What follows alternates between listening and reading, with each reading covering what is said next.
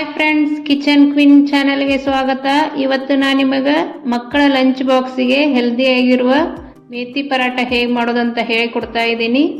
ಮೊದಲಿಗೆ ಒಂದು ಕಟ್ ಮೆಂತ್ಯ ಪಲ್ಯವನ್ನು ತೆಗೆದುಕೊಂಡು ಸಣ್ಣಗೆ ಕಟ್ ಮಾಡಿ ಚೆನ್ನಾಗಿ ತೊಳೆದುಕೊಳ್ಳಬೇಕು.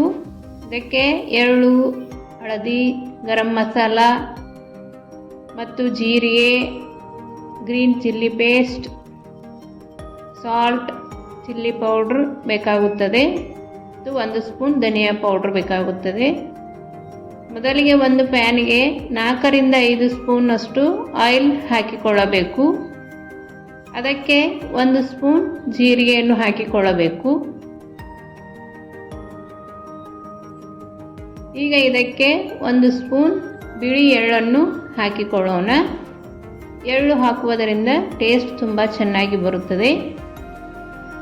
ವಿಡಿಯೋ ಪೂರ್ತಿಯಾಗಿ ನೋಡಿರಿ, ಸಾಫ್ಟಾಗಿ ಹೇಗೆ ಮಾಡೋದು ಅಂತ ಹೇಳಿಕೊಡ್ತಾ ಇದ್ದೀನಿ.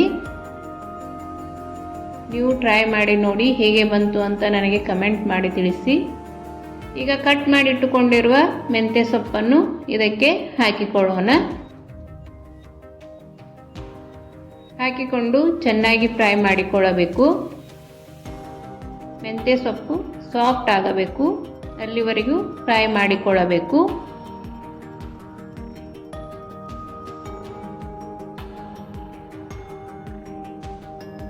ಈಗ ಇದಕ್ಕೆ ಸ್ವಲ್ಪ ಅರಿಶಿನವನ್ನು ಹಾಕಿಕೊಳ್ಳೋಣ.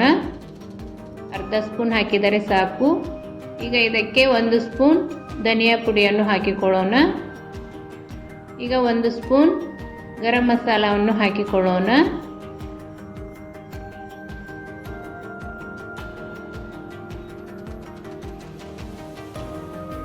ಈಗ ರುಚಿಗೆ ತಕ್ಕಷ್ಟು ಸಾಲ್ಟ್ ಹಾಕಿಕೊಳ್ಳೋಣ. ಈಗ ಇದಕ್ಕೆ 1 ಸ್ಪೂನ್ ಚಿಲ್ಲಿ ಪೌಡ್ರನ್ನು ಹಾಕಿಕೊಳ್ಳೋಣ. ನಿಮಗೆ ಖಾರ ಎಷ್ಟು ಬೇಕು ಅಷ್ಟು ಚಿಲ್ಲಿ ಪೌಡ್ರನ್ನು ಹಾಕಿಕೊಳ್ಳಬಹುದು. ಈಗ ನಾನು ಗ್ರೀನ್ ಚಿಲ್ಲಿ ಪೇಸ್ಟನ್ನು ಹಾಕಿಕೊಳ್ತಾ ಇದ್ದೀನಿ. ಹಾಕಿಕೊಂಡು ಚೆನ್ನಾಗಿ ಫ್ರೈ ಮಾಡಿಕೊಳ್ಳಬೇಕು. ಮೆಂತ್ಯ ಸೊಪ್ಪು ಸಾಫ್ಟ್ ಆಗುವವರೆಗೂ ಫ್ರೈ ಮಾಡಿಕೊಳ್ಳಬೇಕು. ಇದು ಮಕ್ಕಳ ಲಂಚ್ ಬಾಕ್ಸಿಗೆ ತುಂಬ ಚೆನ್ನಾಗಿರುತ್ತದೆ ಮತ್ತು ಇದರಲ್ಲಿ ಎಲ್ಲ ಮಸಾಲೆ ಹಾಕಿರುವುದರಿಂದ ಬೇರೆ ಏನು ಹಾಕುವ ಅವಶ್ಯಕತೆ ಬೀಳುವುದಿಲ್ಲ. ಸ್ವಲ್ಪ ತುಪ್ಪ ಹಾಕಿಕೊಟ್ಟರೆ ಸಾಕು. ಈಗ ನಾನು 3 ಕಪ್ ಗೋಧಿ ಹಿಟ್ಟನ್ನು ತೆಗೆದುಕೊಂಡಿದ್ದೇನೆ. ಅದಕ್ಕೆ 1 ಕಪ್ ಕಡಲೆ ಹಿಟ್ಟನ್ನು ಸೇರಿಸಿದ್ದೇನೆ. ನಿಮಗೆ ಯಾವುದು ಅಳತೆಯಲ್ಲಿ ಬೇಕೋ ಆ ಕಪ್ಪನ್ನು ಮೆಜರ್ ಮಾಡಿಕೊಳ್ಳಬಹುದು. ಈಗ ಫ್ರೈ ಮಾಡಿಟ್ಟುಕೊಂಡಿರುವ ಮೆಂತ್ಯ ಸೊಪ್ಪನ್ನು ಇದಕ್ಕೆ ಹಾಕಿಕೊಳ್ಳುತ್ತೇನೆ.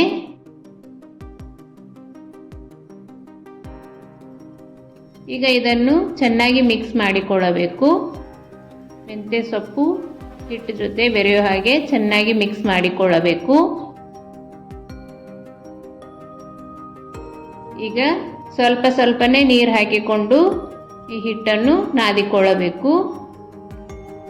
ಒಂದೇ ಸತಿ ಬಹಳ ನೀರನ್ನು ಹಾಕಿಕೊಳ್ಳಬೇಡಿರಿ. ಮೆಂತ್ಯ ಸೊಪ್ಪಲ್ಲಿ ನೀರಿರುವುದರಿಂದ ಬಹಳ ಹಿಟ್ಟು ತೆಳುವಾಗುತ್ತದೆ. ಸ್ವಲ್ಪನೇ ನೀರನ್ನು ಹಾಕಿ ಹಿಟ್ಟನ್ನು ನಾದಿಕೊಳ್ಳಿ. ಈ ಹದಕ್ಕೆ ಇದ್ದರೆ ಸಾಕು. ಈಗ ಪರಾಟ ಲಟ್ಟಿಸಿಕೊಳ್ಳೋಣ.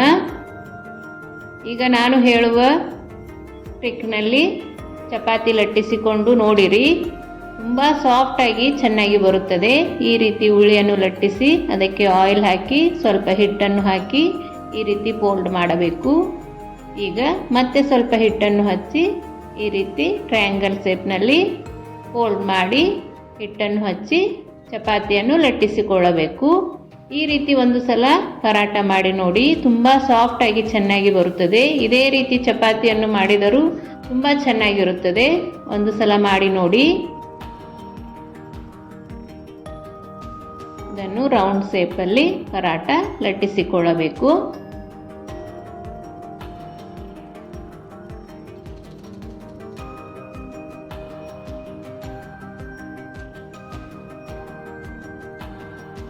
ಈಗ ತವೆ ಬಿಸಿಯಾಗಿದೆ, ಅದಕ್ಕೆ ಹಾಕಿಕೊಳ್ಳೋಣ.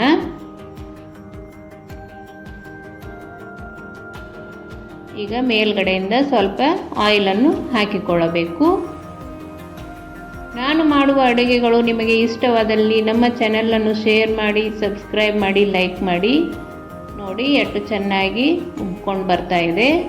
ತುಂಬ ಸಾಫ್ಟಾಗಿ ಪರಾಟ ರೆಡಿ ಆಗುತ್ತದೆ. ಒಂದು ಸಲ ಟ್ರೈ ಮಾಡಿ.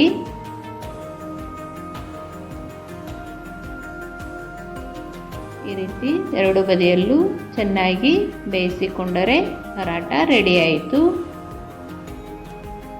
ನೋಡಿ ಎಷ್ಟು ಸಾಫ್ಟಾಗಿ ಪರಾಟ ರೆಡಿಯಾಗಿದೆ. ಒಂದು ಸಲ ಮಾಡಿ ಹೇಗೆ ಬಂತು ಅಂತ ನನಗೆ ಕಮೆಂಟ್ ಮಾಡಿ ಹೇಳಿ.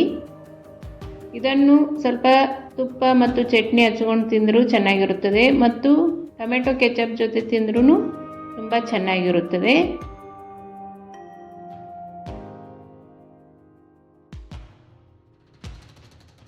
ಈಗ ಪರಾಟ ರೆಡಿ ಆಯಿತು.